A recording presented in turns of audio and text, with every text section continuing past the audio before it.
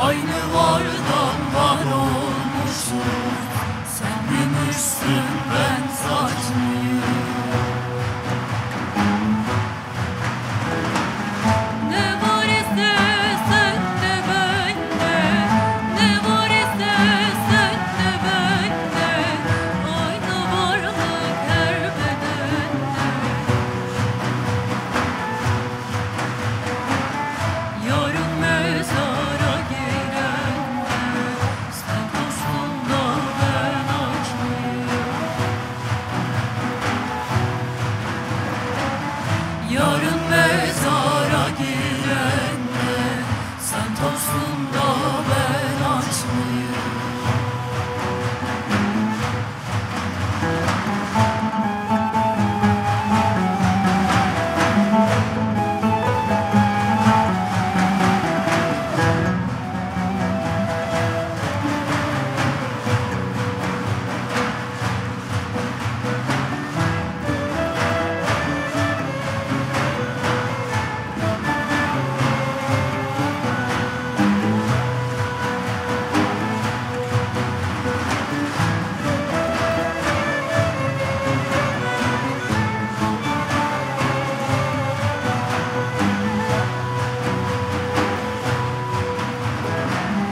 Tabiata Veysel aşık, tabiata Veysel aşık, topraktan olduk kardeşim.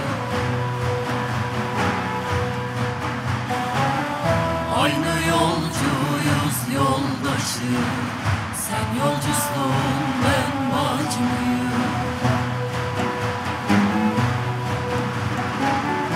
Aynı yolcuyuz yoldaşım, sen yolcusun ben bacımıyım.